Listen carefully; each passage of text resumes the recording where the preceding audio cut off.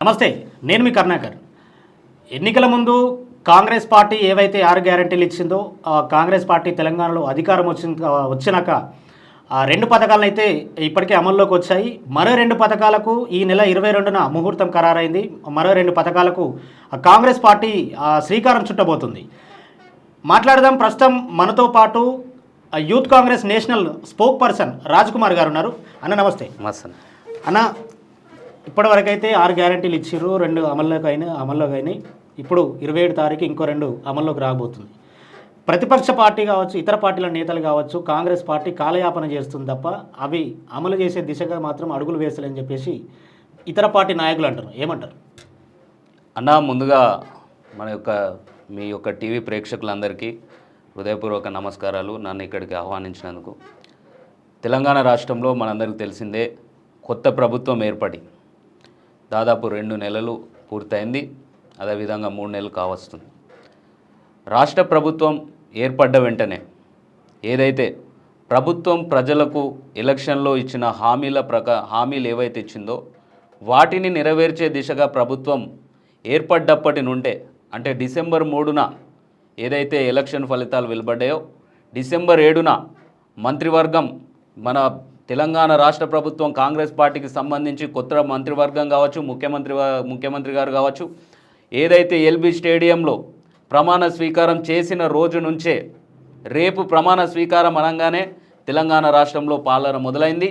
ప్రగతి భవన్ అనే ఒక గడిని కట్టుకొని దాని యొక్క దురలాగా పాలన చేసిన గత పాలకులు వారి యొక్క గడిలను తెంచి ఆ యొక్క ప్రజాపాలన అనేది ఆ యొక్క గడికి పేరు మార్చి మహాత్మా జ్యోతి బాపులే పూలే గారి పేరు పెట్టి ప్రజాభవన్ అనే పేరు మార్చి పరిపాలన ఏ విధంగా సాగిస్తున్నారో మనం చూసాం. ఏదైతే డిసెంబర్ 7న రాష్ట్ర ప్రభుత్వం అధికారంలోకి వచ్చిందో, ముఖ్యమంత్రి గారు ప్రమాణ స్వీకారం చేశారో, ఆ మరుసటి 2 రోజుల నుంచే రాష్ట్రంలో ఏదైతే మొట్టమొదటి రాష్ట్రంలో ఉన్న మహిళలందరికీ ఉచిత బస్సు ప్రయాణం మహాలక్ష్మి స్కీమ్ కింద ఏదైతే ఇచ్చారో అది ఈరోజు తెలంగాణ రాష్ట్రం అంతా అమలవుతుంది. అదేవిధంగా ఇది మన తెలంగాణ రాష్ట్రంలోనే మొత్తం ఆరోగ్యానికి సంబంధించి ఆరోగ్యశ్రీ కింద 5 లక్షల నుండి 10 లక్షలకు తెలంగాణ రాష్ట్ర ప్రభుత్వం పెంచి ఈరోజు ప్రభుత్వ ఆసుపత్రుల్లో అమలవుతుంది. అదేవిధంగా ఇచ్చిన హామీల అమలు దిశగా ఈ 2 నెలల నుండే ప్రభుత్వం ప్రతిరోజు ముఖ్యమంత్రి గారు దాదాపు 18 గంటలు పనిచేస్తూ రోజులో ఈరోజు బిజీ ఉండడం మనం చూస్తున్నాం. గత పాలకులు ఏ విధంగా ఉండే, గత పాలన ముఖ్యమంత్రి ఏ విధంగా ఉండే, ప్రజలకు అందుబాటులో మంత్రులు ఉన్నారా, ముఖ్యమంత్రి గారికి ఉన్నారా, అధికారులు ఉన్నారా అని మనం చూసినాం. ఈరోజు ప్రతి క్షణం ఏదైతే తెలంగాణ రాష్ట్ర పునర్నిర్మాణంలో కాంగ్రెస్ పార్టీ ప్రభుత్వం, మా యొక్క రేవంత్ రెడ్డి ముఖ్యమంత్రి గారు, మా యొక్క మంత్రిమండలి మొత్తం కూడా ఈరోజు ప్రతిరోజు పనిచేస్తూనే ఉన్నారు. అయినా కూడా అమలు చేయట్లేదని ఈరోజు ప్రతిపక్షాలుగా బీజేపీ బీఆర్ఎస్ పార్టీలు మాట్లాడడం అనేది హాస్యాస్పదం.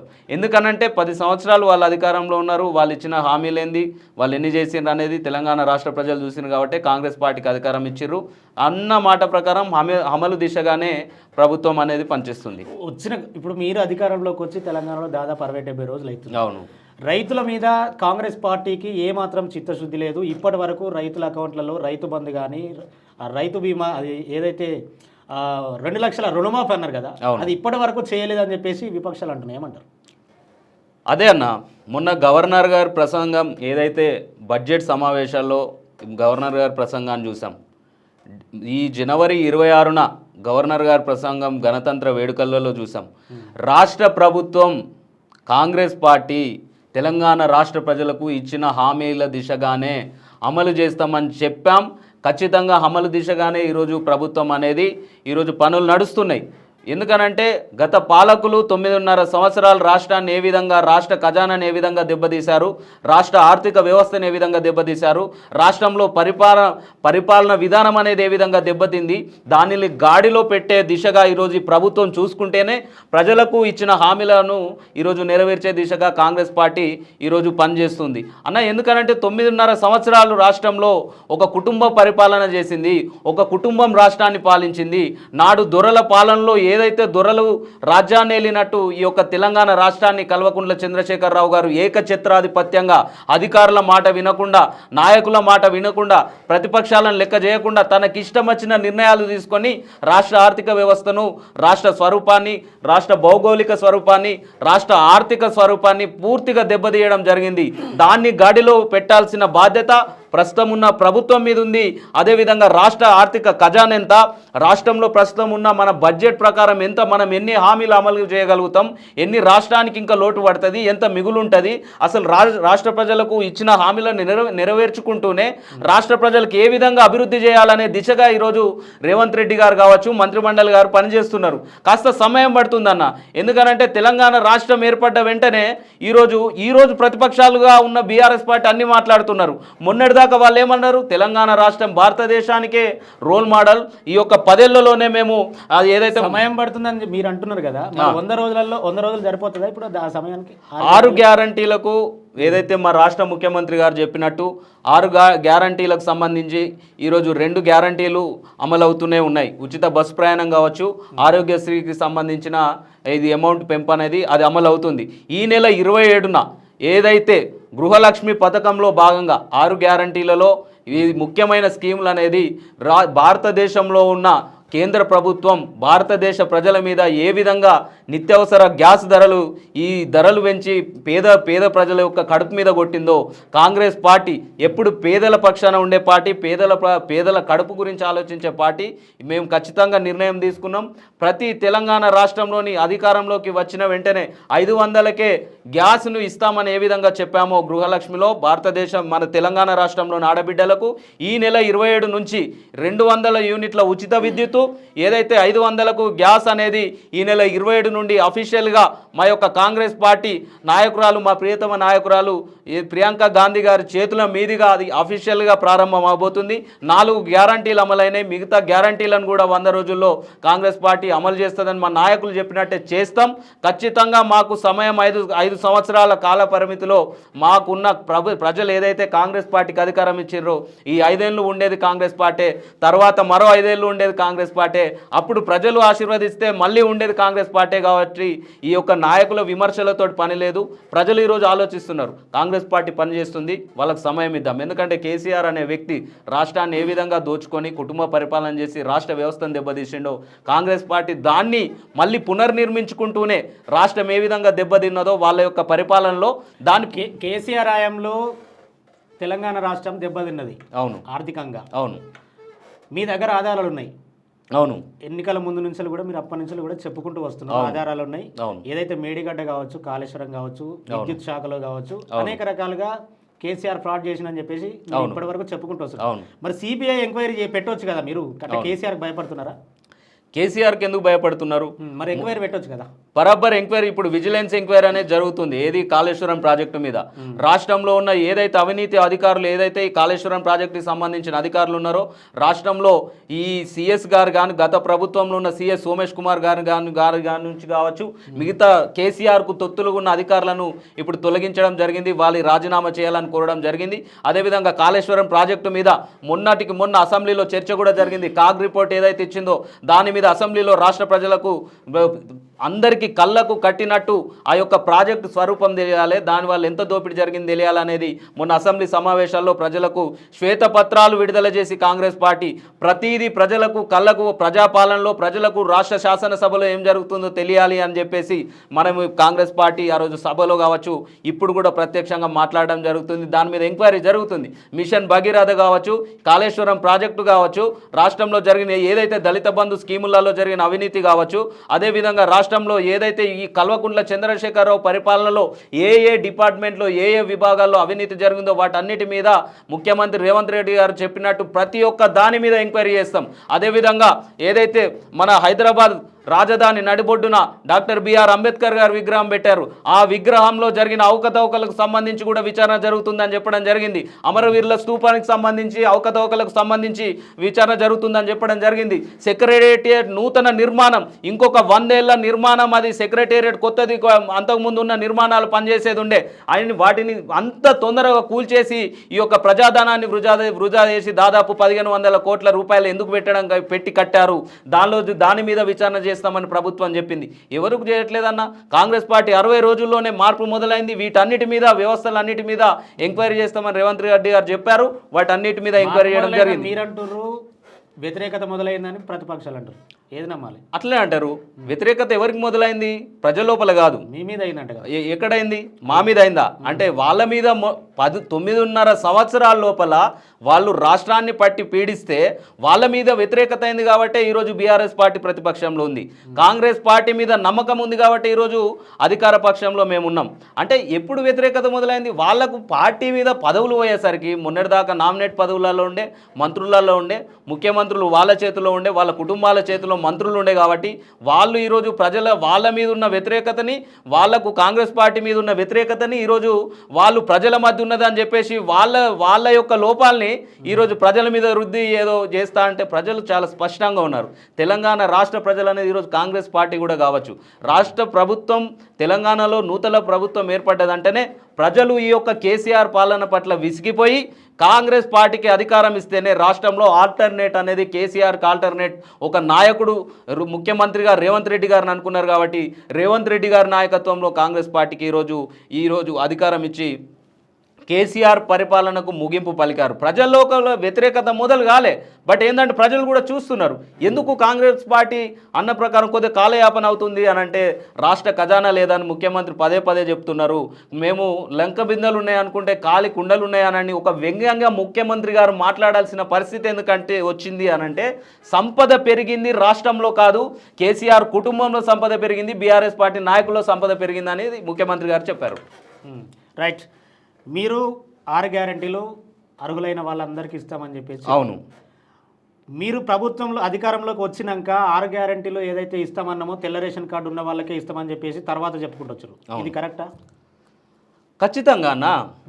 రాష్ట్రం యొక్క పథకాలు అనేటివి ఇప్పుడు అంతమందుకు రేషన్ కార్డులు లేవని చెప్పేసి మీ పార్టీ వాళ్ళకి తెలుసు. అవును. ఇప్పుడు వచ్చినాక ఉన్న వాళ్ళకే ఇస్తామనంటే అది కరెక్ట్ కాదు కదా. కొత్త రేషన్ కార్డులకి అప్లికేషన్స్ తీసుకోవడం జరిగింది. ఏ విధంగా రేషన్ కార్డులో లోపాలు ఉన్నవారు సరి చేసుకోవడానికి అవకాశం ఇవ్వడం జరిగింది.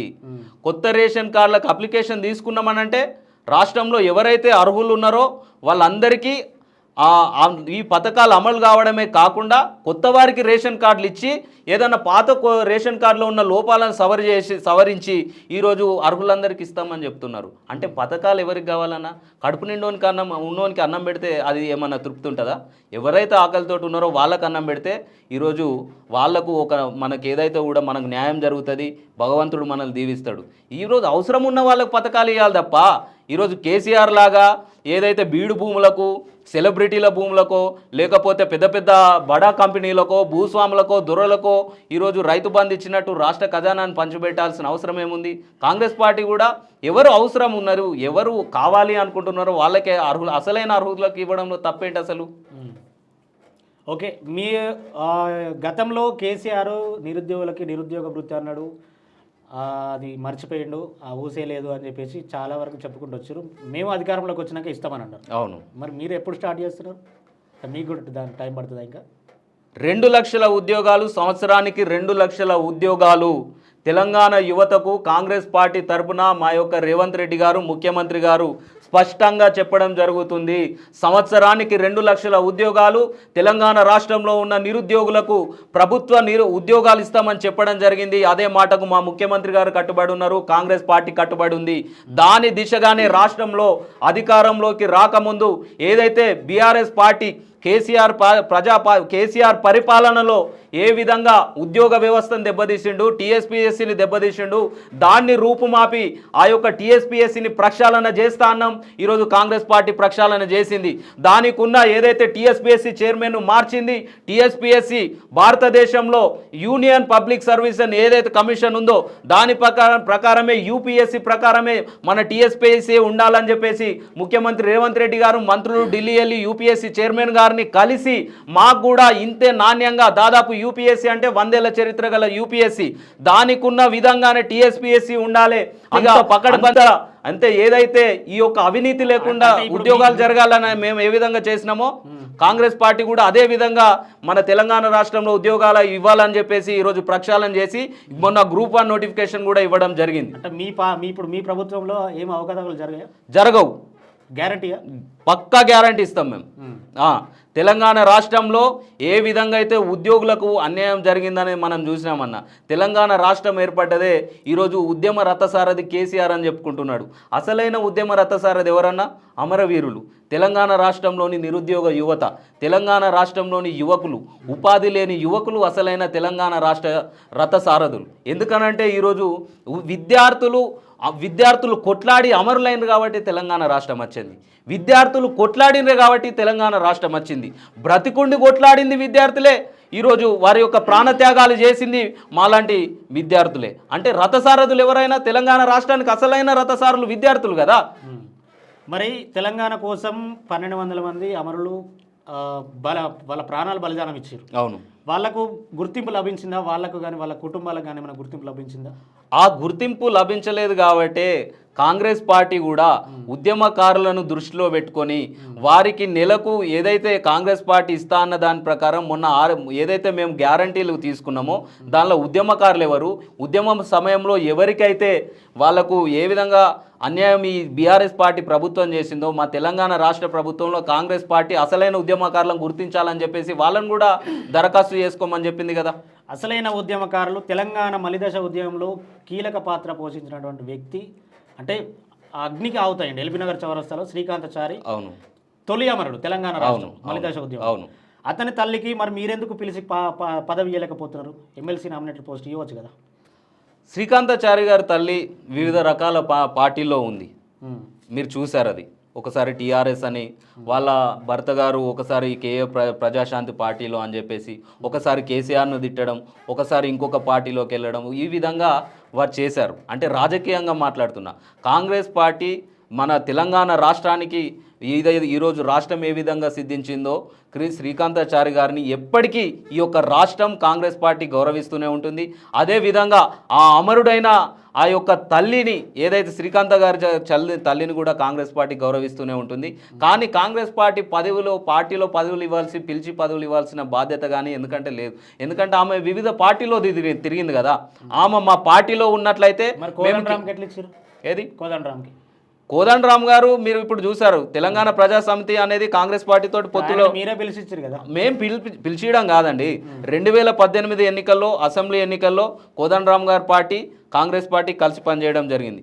ఎప్పుడైనా కూడా వారు ఒక ప్రతిపక్ష పార్టీగా కాంగ్రెస్ పార్టీకి మా యొక్క ముఖ్యమంత్రి రేవంత్ రెడ్డి గారికి సంబంధించి కాంగ్రెస్ పార్టీకి సంబంధించి వారు పొత్తుల్లో కొనసాగడం జరుగుతుంది. మీరు ఎలక్షన్స్ తీసుకోండి. అంటే ఎందుకంటే వారు కూడా ఒక తెలంగాణ ఉద్యమ సమయంలో ప్రొఫెసర్ కోదండరామ్ గారి పాత్ర మరవలేనిది. ఈరోజు ఉద్యమకారులందరినీ మీరే గౌరవించాలని అంటున్నారు కదా. ఆ యొక్క ఉద్యమకారుడే కోదండరామ్ గారు కదా. ఆ రోజు తెలంగాణ జేఏసీ పెట్టి ఉద్యమకారుడు కోదండరామ్ను కాంగ్రెస్ పార్టీ గుర్తించింది, ఎమ్మెల్సీ పదవి ప్రకటించింది. తర్వాత కాంగ్రెస్ పార్టీ కావాలని ఆపింది కానీ కూడా ఆరోపణలు వస్తున్నాయి. ఏమంటారు? ఎవరేసారు కోర్టులో కేసులు? ఎవరేసారు? కాంగ్రెస్ పార్టీ వేసిందా? ఇటువంటి సంస్కృతి కాంగ్రెస్ పార్టీలో లేదు. ఇటువంటి సంస్కృతి బీఆర్ఎస్ పార్టీలో ఉంది. నోటిఫికేషన్లు వాళ్ళేవిచ్చి నోటిఫికేషన్లు కోర్టులో దాని మీద కేసులు వేసి ఆ లోపాలు ఇచ్చిన నోటిఫికేషన్లు ఇచ్చి దాని మీద కోర్టులో కేసులు వేసి ఈరోజు నిరుద్యోగుల కడుపు ఎట్లా కొట్టినరు, రాష్ట్ర ప్రజలకు ఇచ్చిన హామీలు ఇవ్వకుండా ఏ విధంగా వాళ్ళు కడుపు కొట్టినరు అనేది బీఆర్ఎస్ పార్టీ నాయకులకు తెలుసు, కేసీఆర్కి తెలుసు. ఆ సంస్కృతి కాంగ్రెస్ పార్టీ లేదు. ఓకే, కాంగ్రెస్ పార్టీ అభయహస్తం పేరుతో తెలంగాణ ప్రజలను ద్రోహం చేస్తుంది. అభయహస్తం అనేది ఒక భయంకరమైన హస్తంగా మారబోతుంది తెలంగాణలో అని చెప్పేసి వార్తలు వస్తున్నాయి. నిజమేనా? భయం, అభయహస్తం అనేది అంటే ఎవరికి భయం? ప్రజలకు భయం కాదు. రాష్ట్రంలో ఉన్న బీజేపీ బీఆర్ఎస్ పార్టీలకు భయం. ఈరోజు అభయం అనేది ఏదైతే భయం లేకుండా ప్రజలు బ్రతకాలి, ఈ తెలంగాణ సమాజంలో ప్రజలు బతకాలని చెప్పేసి ఒక అభయహస్తాన్ని కాంగ్రెస్ పార్టీ ఇస్తుంటే అది నిజంగా వాళ్ళకి భయమే కదా. ప్రతిపక్షాలకి వాళ్ళ వ్యాఖ్యల్ని మనం పెద్దగా పట్టించుకోవాల్సిన అవసరం లేదు. ఓకే, తెలంగాణలో మరో ఎన్నికల నగారం మోగబోతుంది ఇంకో నెల రోజుల్లో. అవును. ఎట్లా ఉండబోతుంది తెలంగాణలో? కాంగ్రెస్ పార్టీ ఎన్ని సీట్లు గెలుచుకోబోతుంది? మొత్తం అన్ని పార్లమెంటు స్థానాల్లో పోటీ చేస్తుందా, లేదా ఒకవేళ చేస్తే ఎవరితోనన్నా పొత్తు పెట్టుకునే అవకాశం ఉందా? కాంగ్రెస్ పార్టీ ఎవరితో పొత్తు పెట్టుకోవాల్సిన అవసరం ఉంది? గత ఎన్నికల్లో కాంగ్రెస్ పార్టీ సింపుల్గానే అయితే సరే, కేంద్ర సమీకరణాలు ఏ విధంగా ఉన్నా కూడా ఎందుకంటే ఇండియా కూటమి ఉంది కాబట్టి కేంద్రం వదిలేద్దాం, పక్క పెడదాం. తెలంగాణ రాష్ట్రంలో కాంగ్రెస్ పార్టీ సింగిల్. ఎందుకంటే కాంగ్రెస్ పార్టీ ఎవరితో పోటీ పెట్టుకొని గెలవాల్సిన అవసరం లేదు. ఎందుకనంటే కాంగ్రెస్ పార్టీ 17 స్థానాల్లో 17 స్థానాల్లో పోటీ చేస్తుంది. కాంగ్రెస్ పార్టీ 17 స్థానాలను ఈసారి గెలిచే అవకాశం ఉంది, తప్పకుండా గెలిచి తీరుతుంది. ఎందుకనంటే రాష్ట్రంలో ఈరోజు మేము చూసుకుంటే బీఆర్ఎస్ బీజేపీ ఒక్కటే అనేది ప్రజలు అనేది స్పష్టంగా ఉన్నారు. బీఆర్ఎస్ పార్టీకి ఓటేయడం ఎంత దండగో కేంద్రంలో ఉన్న బీజేపీకి కూడా ఓటేయడం అంతే దండగా అని చెప్పేసి ప్రజలు భావిస్తున్నారు. కాబట్టి రాబోయే ఎన్నికల్లో వార్ వన్ సైడ్ తప్ప దీనికి పెద్దగా ఆలోచించాల్సిన అవసరం లేదు. ఎందుకంటే తెలంగాణ రాష్ట్రంలో 17 మంది పార్లమెంట్ సభ్యులను ఈరోజు మన తెలంగాణ రాష్ట్రం నుండి కాంగ్రెస్ పార్టీకి కానీ సెంట్రల్లో మనం పార్లమెంట్లో ఉంచితేనే మనం అక్కడ రేపు అధికారంలో సెంట్రల్లో ఎవరు వచ్చినా కూడా మన పాత్ర అంటూ ఉంటుంది. కాబట్టి రాష్ట్రంలో అధికారంలో ఉన్న పార్టీ కాంగ్రెస్ కాబట్టి సెంట్రల్లో మళ్ళీ మీరు రారు అని మీరు చెప్పగానే చెప్తున్నట్టు అవుతుంది. ఎవరు చెప్తున్నారు? మీరు ఖచ్చితంగా. అంటే నేను అనేది ఏందనంటే మేము నరేంద్ర మోడీ ప్రధానమంత్రి మోడీలాగా ఏదైతే 400 సీట్లు వస్తాయి ఎన్డీఏ కానీ మేము ఇట్లా ప్రజల్ని మోసం చేసే వ్యాఖ్యలు మేము మాట్లాడం. ఏ విధంగా వాళ్ళలాగా మేము కాన్ఫిడెంట్గా ఏ విధంగా చెప్పమంటారు? ప్రజలు ఆశీర్వదించి ఎవరు న్యాయం చేయగలుగుతారు రాష్ట్రానికి దేశానికి అనేది మీకు లేరు కాబట్టి మీరు చెప్పట్లేరు కదా. ఎందుకు లేదు? కాన్ఫిడెంట్ ఉంది. మేము ప్రజా తీర్పును గౌరవిస్తాం. మేము ఏదైతే ఇప్పుడు ప్రజల మీద మేము గెలుస్తున్నామని రాష్ట్రంలో చెప్తున్నాం. పక్కా తెలంగాణ రాష్ట్రంలో 17 స్థానాలు గెలుస్తామని ఎందుకు ధీమాగా చెప్తున్నామని అంటే రాష్ట్రంలో కాంగ్రెస్ పార్టీ ద్వారానే అభివృద్ధి సాధ్యమవుతుంది. రాష్ట్రంలో ఉన్న ఈరోజు ప్రజలకు ఇచ్చిన హామీలు కావచ్చు, రాష్ట్రంలో ఉన్న సమస్యలు తీరాలంటే కాంగ్రెస్ పార్టీ ద్వారానే అవుతుంది. ఎందుకంటే బీజేపీకి అంత సినిమా లేదు. తెలంగాణ రాష్ట్రంలో బీజేపీ అనేది అది అయిపోయిన పార్టీనే, ఈ బీఆర్ఎస్ అనేది ముగిసిపోయే పార్టీనే.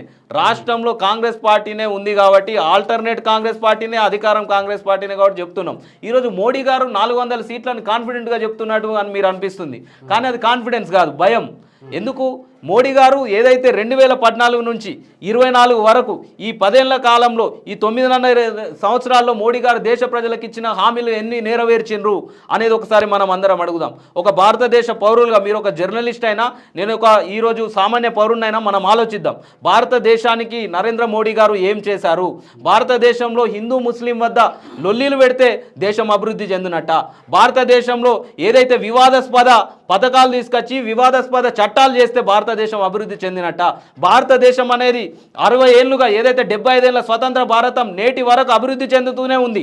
నువ్వు అభివృద్ధి చేసి చూపెడితే నువ్వు అభివృద్ధి చేసినట్టు, దేశం మారినట్టు.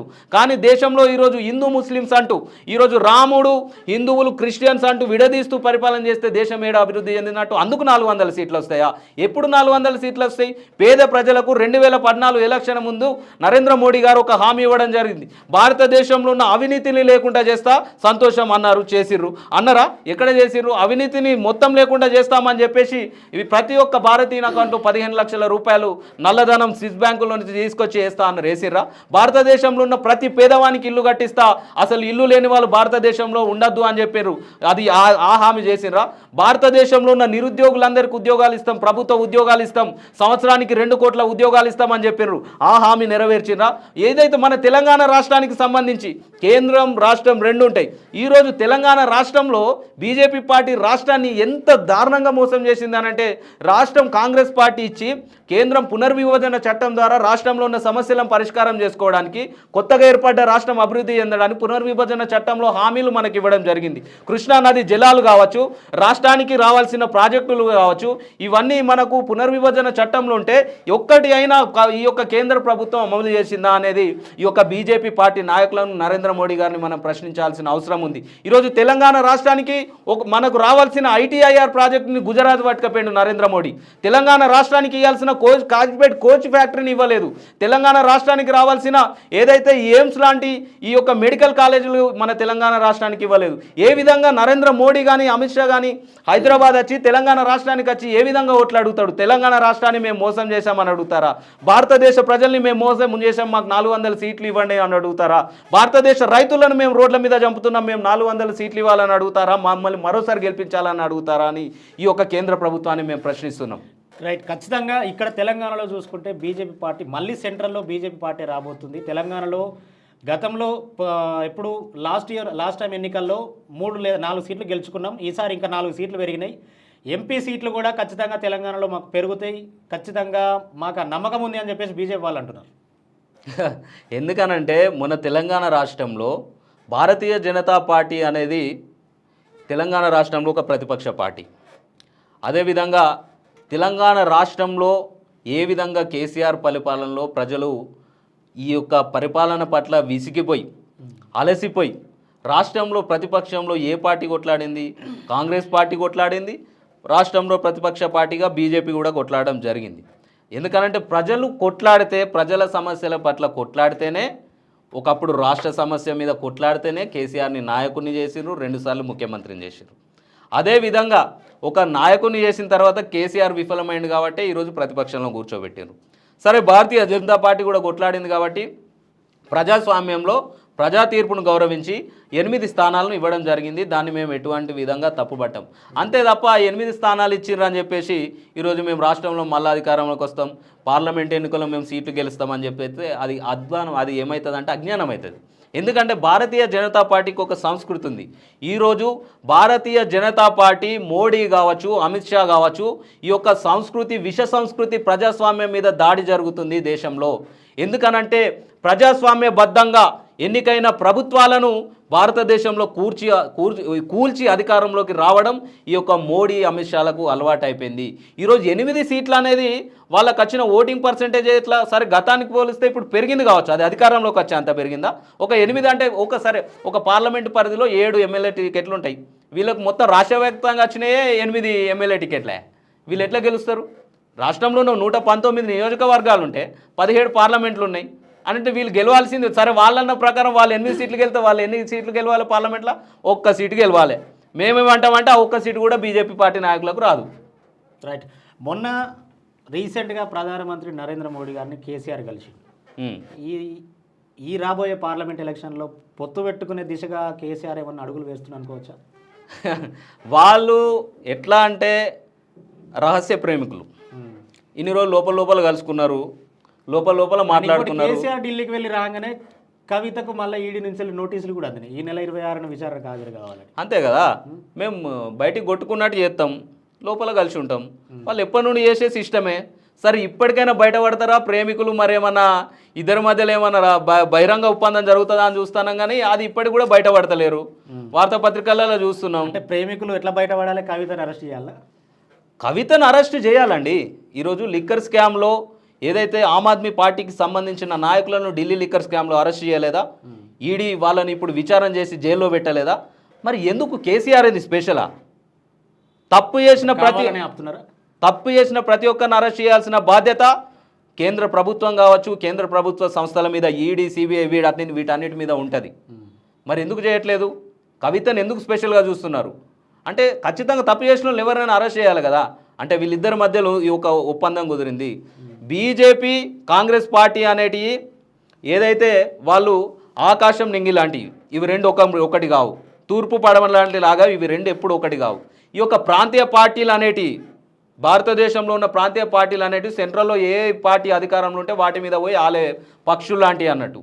ఒక మర్రి చెట్టు ఈ జాతీయ పార్టీలు అయితే, ఇవి మిగతా ఈ ప్రాంతీయ పార్టీలన్నీ పక్షులు లాంటివి. అంటే కేసీఆర్ కావచ్చు, ఈ జగన్ కావచ్చు, చంద్రబాబు కావచ్చు, ఇవి మన ఆంధ్రాలో ఏం జరుగుతుందో చూస్తున్నాం. వీళ్ళంతా కూడా వీళ్ళకు అవసరం ఉంది. బీజేపీ, బీఆర్ఎస్ పార్టీ ఒకటే, అది నరేంద్ర మోడీకి తెలుసు, అది కేసీఆర్ కూడా తెలుసు. నరేంద్ర మోడీ గారు మన తెలంగాణ రాష్ట్రానికి వచ్చి కేసీఆర్ నా దగ్గరకు వచ్చి నేను కేటీఆర్ని ముఖ్యమంత్రి చేస్తా, మీరు నాకు సాయం చేయాలన్నాడంటే ఇది దేనిలో దృష్టిలో పెట్టుకొని చెప్తారు? అంటే ఇప్పుడు మీరు అంటారు బీజేపీ, బీఆర్ఎస్ ఒకటే అని మీరు అంటున్నారు. 100%. బీజేపీ వాళ్ళు అంటున్నారు కాంగ్రెస్ పార్టీ నుండే బీఆర్ఎస్ పార్టీ పుట్టింది, కేసీఆర్ రాజకీయ ప్రస్థానం మొదలైంది కాంగ్రెస్ పార్టీ నుండి అని చెప్పేసి వాళ్ళు అంటారు. మీరిద్దరు కాంగ్రెస్ పార్టీ, బీఆర్ఎస్ పార్టీ ఒకటే అని చెప్పేసి బీజేపీ వాళ్ళు అంటారు. టీడీపీ నుండి విడిపోయి మంత్రి పదవి ఇవ్వకపోతే, చంద్రబాబు నాయుడు మంత్రి పదవి ఇవ్వకపోతే ఆయన పార్టీ పెట్టుకున్నాడు. తెలుగుదేశం కాంగ్రెస్ పార్టీలు ఉన్నదా? దేని నుండి పుట్టినట్టు? పుడితే తెలుగుదేశం నుండి పుట్టాలి. కాంగ్రెస్ పార్టీకి కేసీఆర్కి ఏం సంబంధం? గతంలో పనిచేసిండు, తర్వాత ఏం చేసిండు, పార్టీ మారిండు, మళ్ళీ పోయి తెలుగుదేశంలో ఎన్టీఆర్ హయాంలో తెలుగుదేశంలో జాయిన్ అయ్యిండు. చంద్రబాబుతో కొర్రి పెట్టుకొని ఈయన సమస్యను తెలంగాణ రాష్ట్ర ప్రజలందరి మీద వేసిండు. ఆయన మా కాంగ్రెస్ పార్టీకి కేసీఆర్, చంద్రశేఖరరావుకి ఏడ సంబంధం ఉంది? నేను చెప్తున్నా కదా, కాంగ్రెస్ పార్టీ ఒక జాతీయ పార్టీ, ఒక మర్రి వృక్షం లాంటిది. ఈ ప్రాంతీయ పార్టీలు అన్నీ కూడా దాని మీద వచ్చి వాళ్ళే పక్షులు లాంటివి. అదే జరిగింది గతంలో. ఏదైతే కేసీఆర్ టీఆర్ఎస్ పార్టీ పెట్టుకొని మన ఈ తెలంగాణ రాష్ట్రాన్ని ఇవ్వాలని కాంగ్రెస్ పార్టీతోటి ఏ విధంగా పొత్తులు పెట్టుకున్నాడో చూసినాం. అంటే వీళ్ళందరూ వచ్చిర్రు, ఒక మహావృక్షం మీద ఆలిండు, అంతే తప్ప ఆయనకు కాంగ్రెస్ పార్టీకి ఏం సంబంధం? అంతే కదా. ఓకే, ఇప్పుడు ఈ పార్లమెంట్ ఎలక్షన్లు రాబోతున్న తరుణంలో అయోధ్యలో రామ మందిరాన్ని నిర్మించారు. ఉమ్. ఇది ఈ పార్లమెంట్ ఎన్నికల కుట్రని అనుకోవచ్చా? అంటే ప్రజలను మభ్యపెట్టడానికి ఆ, ఈ దేవాలయాన్ని నిర్మించారు అనుకోవచ్చా? ఇది ప్రజలే చెప్తున్నారు. రామ మందిరం ఇష్యూ అనేది ఈరోజు అయోధ్యలో రామ మందిరం గుడి నిర్మాణం జరగడం అనేది సంతోషం. భారతీయుడిగా ఒక హిందువుగా ఒక ఈరోజు గుడిని నిర్మించడం అనేది నేను భారతీయుడే గర్విస్తా, ఒక హిందువుగా నేను గర్విస్తా. నరేంద్ర మోడీ గారు ఈరోజు మీరు అయోధ్యలో రామ మందిరం నిర్మించారు. అదేవిధంగా మేము చెప్పేది ఏంటంటే ఒక భారతీయుడిగా ఈ యొక్క భారతీయ జనతా పార్టీని ఈ యొక్క దేశ ప్రధానిగా నరేంద్ర మోడీని మేము ప్రశ్నించేది ఏంటంటే గతం 75 సంవత్సరాల భారతదేశాన్ని పట్టి పీడిస్తున్న నిరుద్యోగాన్ని రూపుమాపండి. 75 సంవత్సరాలుగా భారతదేశాన్ని పట్టి పీడిస్తున్న పేదరికాన్ని రూపుమాపండి. 75 సంవత్సరాలుగా భారతదేశాన్ని పట్టి పీడిస్తున్న అవినీతిని రూపుమాపండి. 75 సంవత్సరాలుగా భారతదేశాన్ని పీడి పట్టిస్తున్న ఈ యొక్క అసమానతలను రూపుమాపండి. భారతీయుడిగా భారత జనతా పార్టీ నాయకుడిగా దేశ ప్రధానిగా భారతదేశాన్ని ఈరోజు భారతదేశం అభివృద్ధి చెందాలి అని అంటే గుడులు నిర్మిస్తేనో గుడులు కూల్చితేనో ఈ దేశం నిర్మించినట్టు కాదు. భారతదేశాన్ని ఏ వ్యవస్థలు అయితే ఏ యొక్క సమస్యలు అయితే పట్టి పీడిస్తున్నాయో ఆ సమస్యలను రూపుమాపినప్పుడే ఈ యొక్క భారతదేశాన్ని నిర్మించినట్టు. అంతే తప్ప ఈరోజు మసీదులు కూల్చో లేకపోతే రామ మందిరాలు నిర్మించో ఈరోజు మేము భారతదేశంలో రాజకీయం చేస్తా అంటే భారతీయుడు అభివృద్ధి చెందినట్టు కాదు, భారతదేశం అభివృద్ధి చెందినట్టు కాదు. తప్పకుండా భారత పార్లమెంట్ ఈరోజు పార్లమెంట్ ఎలక్షన్ ముందటనే ఈ రామ మందిరం అసంపూర్తిగా ఉన్న రామ మందిరాన్ని ఎందుకు ప్రారంభించడం జరిగింది అని అంటే భారతదేశంలో ఉన్న ఎమోషన్ని రెచ్చగొట్టి భక్తి అనే భావాన్ని రెచ్చగొట్టి ఈరోజు భారతదేశాన్ని ఈరోజు మరోసారి పాలించడానికి నరేంద్ర మోడీ చేస్తున్న ఈ యొక్క వైఫల్య ఎత్తుగడ ఖచ్చితంగా వైఫల్యం అవుతుంది. కాంగ్రెస్ పార్టీగా మేము ఒకటే కోరుకున్నాం, ఇంత పెద్ద ప్రజాస్వామ్య దేశానికి ఒక లిఖితపూర్వక రాజ్యాంగం ఉంది. 75 సంవత్సరాల నుండి భారతదేశ రాజ్యాంగానికి లోబడి భారతదేశంలో ఉన్న నాయకులు భారతదేశంలో ఉన్న ప్రజలు లోబడి ఈరోజు బ్రతుకుతున్నాం. ఒకప్పుడు దేవుడు ఎవరు దేవుడు అనేది ఎందుకు పుట్టింది అంటారు? ఎందుకనంటే రాజ్యాంగం లేనప్పుడు ఎవరైనా తప్పు చేస్తే ఇప్పటిలాగా శిక్షలు ఉండేవి కావు, ఇప్పటిలాగా ఏదైతే ప్రభుత్వం శిక్షించేది కాదు. దేవుడు అనేవాడు ఏదైతే ఈ యొక్క రాజ్యాంగం రాకముందు అప్పుడు ఎట్లుండేదంటే ఒక వ్యక్తి కొట్టి చంపినా ఒక వ్యక్తిని ఎవరైనా ఒక మహిళను మానభంగం చేసినా కూడా అప్పుడు ఏం చెప్పేదంటే రాజ్యాంగం లేదు కాబట్టి అప్పుడు శిక్షలు ఉండవు కాబట్టి ఒక దేవుడు అనేవాడు ఉంటాడు, నువ్వు తప్పు చేస్తే దేవుడు శిక్షిస్తాడని చెప్పారు. అంటే కనిపించని దేవుని కన్నా ఈరోజు కనిపించే భారత రాజ్యాంగం మిన్న అంటే ప్రజాస్వామ్యం అంత గొప్పది. ఈరోజు మోడీ ప్రభుత్వం ఏదైతే అదే రాజ్యాంగాన్ని అదే ప్రజాస్వామ్యాన్ని ఈరోజు కూల్చి మరొకసారి మూఢనమ్మకాల దిశగా భారతదేశాన్ని తీసుకుపోతా అంటే కాంగ్రెస్ పార్టీ నాయకులుగా మేము ఒప్పుకుంటామా? ప్రజాస్వామ్యం ఏం చెప్తుంది? భారతదేశంలో కుల మతం ప్రతి ఒక్క ప్రజలు కుల మతాలు భేదాలు లేకుండా కలిసి ఉండాలని చెప్తుంది కాంగ్రెస్ పార్టీ ఈ యొక్క ప్రజాస్వామ్యాల సూత్రాలకు అనుగుణంగా పరిపాలన చేస్తున్నాం. మతాలను రెచ్చగొడుతున్నారు, బరాబర్ రెచ్చగొడుతున్నారు కదన్నా. వాళ్ళు ఏమని చెప్పుకుంటారు? మేము హిందూ మత సామ్రాజ్య స్థాపకులం అని చెప్పుకుంటారు. హిందూ మతం నువ్వు భారతీయ జనతా పార్టీకి ఏం సంబంధం? హిందూ మతం అనేది వేదకాలం నుండే ఉంది. హిందూ కాలం అనేది ఎప్పటి నుండో పుట్టింది? మోడీ పుట్టినాక పుట్టిందా హిందూ మతం? అమిత్ షా పుట్టినాక పుట్టిందా హిందూ మతం? భారతీయ జనతా పార్టీ పుట్టినప్పుడు పుట్టిందా హిందూ మతం? భారతదేశంలో హిందూ మతం ఎప్పటి నుండో ఉంది, అది మన సంస్కృతిలో భాగం. ఈ మతాలు కులాలు ఉన్నాయి కాబట్టి వీళ్ళు మతాలు కులాలను కొట్టుకొని చేస్తున్నారు. భారతదేశ ప్రజలందరూ ఐక్యంగా ఉండాలి, ఒక సమానంగా ఉండాలని రాజ్యాంగం పుట్టిన తర్వాత కదా మనిషిగా ప్రేమిస్తున్నారు. ఈ యొక్క రాజ్యాంగాన్ని గౌరవించాలి కదా మనం భారతీయులుగా. భారతీయ జనతా పార్టీ అదే రాజ్యాంగం మీద దాడి చేస్తూ ఉంటాయి. వాళ్ళు ఇప్పుడు దేశ సంరక్షకులా లేకపోతే దేశాన్ని నాశనం చేసే ఉగ్రవాదుల భారతీయ జనతా పార్టీ నాయకులని నేను ప్రశ్నిస్తున్నా. ఓకే, అదే దేవాలయాన్ని ప్రారంభోత్సవం నాడు దేశానికి ప్రథమ పౌరుల దేశానికి అధ్యక్షురాలు ద్రౌపది ముర్ము గారిని ఆహ్వానించకపోవడాన్ని ఎలా చూస్తారు? మీరు ఒక నేషనల్ స్పోక్ పర్సన్గా ఎలా చూస్తారు? ఏదైతే భారతీయ జనతా పార్టీ ప్రతిష్టాత్మకంగా మేము భారతీయుల కోసం రామ మందిర నిర్మాణం అయోధ్యలో చేసినామని చెప్పుకుంటున్నారు, ఆ యొక్క పొలిటికల్ కార్యక్రమం కాదు, అది ఒక పొలిటికల్ కార్యక్రమం కాదు కాబట్టే మేము రాష్ట్రపతి గారిని పిలవలేదని చెప్పుకుంటున్నామని చెప్పినారు. రాష్ట్రపతి గారు అనంటే భారతదేశానికి ప్రథమ పౌరులు. ఈరోజు రామ మందిరం అయోధ్య రామ మందిర నిర్మాణంలో ప్రతి ఒక్క సినిమా సెలబ్రిటీలు ఉన్నారు, వ్యాపారులు ఉన్నారు, బడా కార్పొరేట్ సంస్థల యజమానులు ఉన్నారు. భారతదేశానికి ప్రథమ పౌరులైన మాత్రం రాష్ట్రపతి గారు మాత్రం ఆహ్వానించాలంటే ఈ యొక్క నరేంద్ర మోడీకి నోరు రాలేదు, ఆహ్వానం పంపాలంటే మనసు రాలేదు. ఎందుకనంటే వారికి రాజ్యాంగం పట్ల మేము చెప్పేది, కాంగ్రెస్ పార్టీ చెప్పేదే ఒకటి, వారికి రాజ్యాంగం పట్ల విలువ లేదు, దళితుల పట్ల విశ్వాసం లేదు, ఏదైతే బడుగు బలహీన వర్గాలు గిరిజనుల పట్ల వాళ్ళకు విశ్వాసం లేదు, వాళ్ళకు చిన్న చూపు. ఇదే కదా మేము కొట్లాడేది. భారత రాజ్యాంగం భారతదేశ ప్రజలందరినీ ఐక్యంగా చూడాలని చెప్తుంది.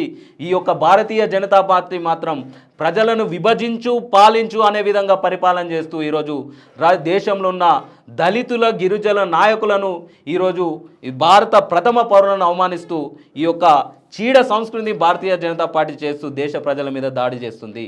దీన్ని పూర్తిగా మేము వ్యతిరేకిస్తున్నాం. ఎవరండి? చిరంజీవి వేయండు, పవన్ కళ్యాణ్ వేయండు, అమితాబ్ బచ్చన్ వేయండు, హీరోయిన్లు వేయనరు, బాలీవుడ్ సెలబ్రిటీలు వేయనరు.